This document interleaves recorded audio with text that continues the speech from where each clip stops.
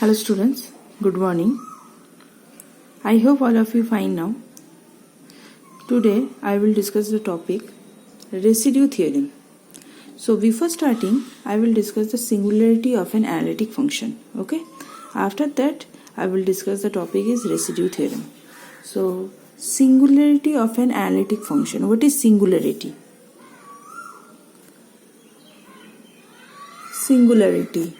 What is the singularity? What is the definition of singularity? Ki if a function fz is a obviously complex function. If a function fz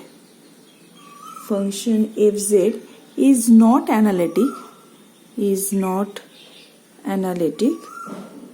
at the point z equals to alpha, then alpha is called the singularity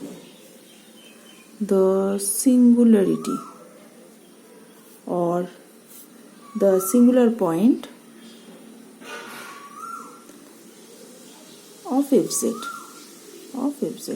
This is the f of z equals to alpha is called a singular point. Then if a function fz is not analytic means obviously Cauchy-Riemann equation does not satisfy or differentiability does not exist. Okay, so this function is called a singular function, not analytic function, and which point z equals to alpha if for the function is not analytic, and this point will be called singular point of the function fz or this complex function fz. Okay. Next, singularity are two types. First one is isolated singularity and second one is non-isolated singularity classification. Singularity, first one is a isolated and second one is a non-isolated. Isolated singularity and non-isolated singularity.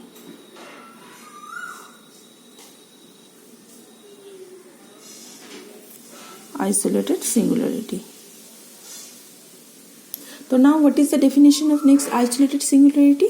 Now isolated singularity is a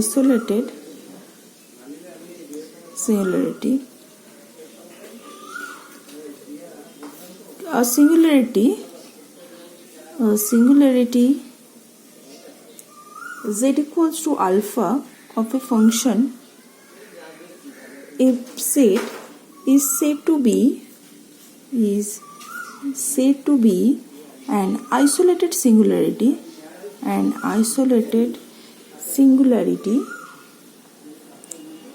if there is no other singularity within a small neighborhood of z equals to alpha. Small neighborhood of z equals to alpha. This is the definition of isolated singularity. A singularity z equals to alpha of a function fz is said to be an isolated singularity if there is no other singularity within a small neighborhood of z equals to alpha. Now we take an example. Suppose we consider the function fz equals to 1 by z minus 2 is an analytic function everywhere except z equals to 2. All of you know that this function is a differentiable function except z equals to 2. So that's why z equals to 2 is the singular point, singularity obviously, because what is the definition? Our definition is singularity if a function fz is not analytic at the point, and this point is called a singular point. So here fz equals to our function is z minus 2. So now here z equals to what is the value for alpha equals to 2? The function is not analytic. So that's why our alpha equals to 2 is the singular point or singularity of this function. That means our 1 by z minus 2. So we can write fz, this function is analytic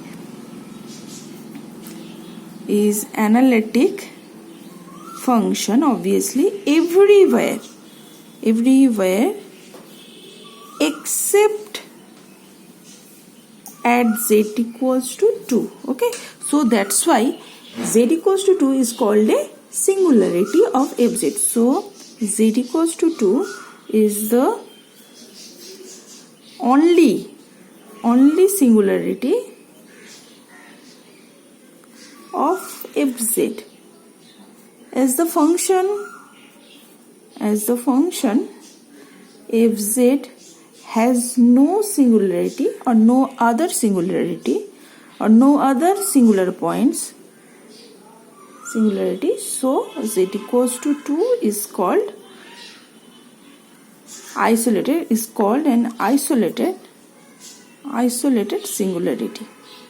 Okay, this is the definition of isolated singularity. And non-isolated singularity definition, if the function, suppose z equals to alpha of a function fz is not isolated, then it is called an non-isolated singularity. So non-isolated definition is non-isolated singularity. So non-isolated singularity ke this one is a if a function z equals to alpha of a function fz is not isolated, then it is called non-isolated singularity. Okay, so if z equals to alpha is not isolated, then the z equal to alpha is called a non-isolated singular point. So for example, now suppose we consider the function fz equals to, example, suppose we consider fz equals to cot pi by z. So pi by z is a complex function, obviously pi by z, so that z is a complex function, x plus I form. The cot pi z we can express by cos by sine form. So this is the cos pi z by sine pi z. This one is a cos by sine, and this is not an analytic at z equals to 0. Why? Obviously is not analytic at z equals to 0 because z equals to 0 is not at z equals to 0, the function cot of pi z is not differentiable. Okay, so that's why this function is not analytic, because this is the form is not a finite value, we get not finite value, so that's why at z equals to 0 our function is cot pi z is not a differentiable, so this function is called is not a analytic function also. Okay, so z equals to 0 and at the points where what sine pi z equals to 0, sine pi by z equals to 0. So sine pi by z means all of you know that sine theta equals to 0 means theta equal to general value is n pi, and its particular value or principal value, all of you know that this one is a 0. Sine theta equals to 0. Sine theta equals to 0 means obviously theta equals to 0, and this is our principal value, particular value. But sine theta equals to 0 and theta equal to n pi, sine theta equals to 0 and theta equals 0 and theta equals to n pi, n belongs to z, n belongs to our z, and z means z is our integer, set of all integer, capital Z means our set of all integer. So theta equal to n pi, this is our the general value. Okay, this is represented by a general value, and our n equals to what? N is the integer, 1 2 plus 1 minus 1 plus 2 minus 2 all. Okay, and also 0 obviously. So that's why its general value is pi by z equals to n pi, and here n is what? N equals to 0 plus minus 1 plus minus 2 up to this one. Okay, so what is the value of z? Our z equals to pi cancel, this is 1 by n. So this is the, in that time our n equals to plus minus 1 plus minus 2 plus minus 3, because if n equals to 0 then this form will be reduced to infinity. So that's why here n is not equals to 0, but except 0 all integers belongs to this one. Okay, this is so the singularities,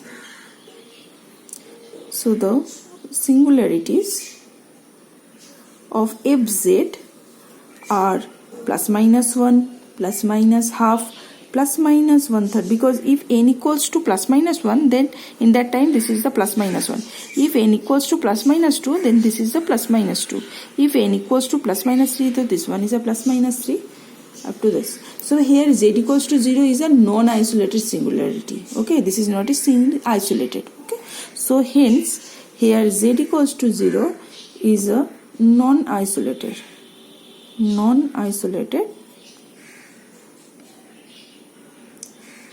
singularity as in every neighborhood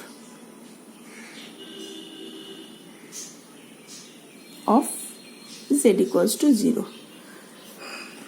There is an infinite number of singularities. Infinite. Because plus minus 4, plus minus 1 for plus minus 2, plus minus 3, plus minus 4. So that's why the total number obviously here belongs to infinite. So that's why there is an infinite number of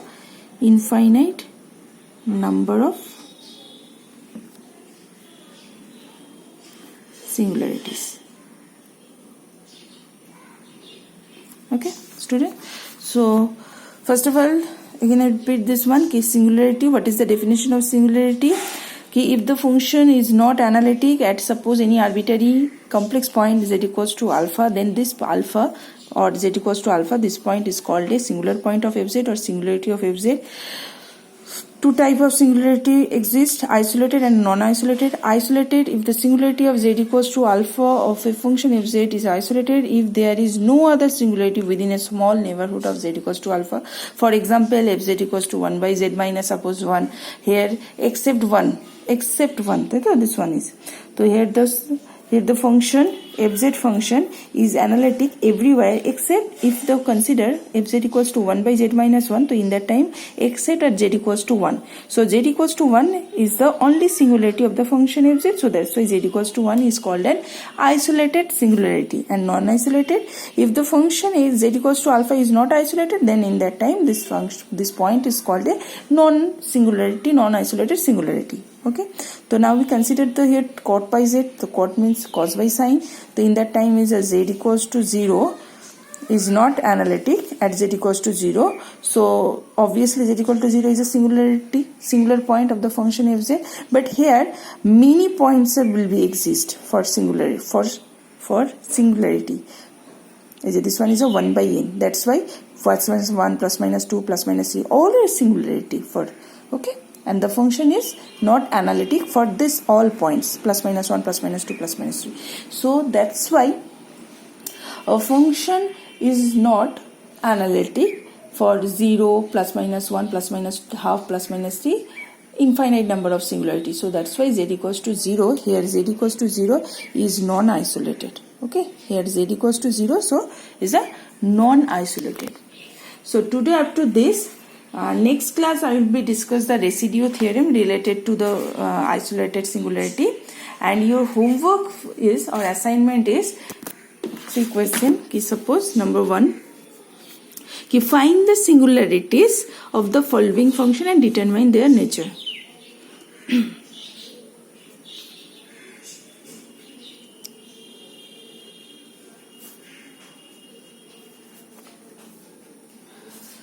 Of the following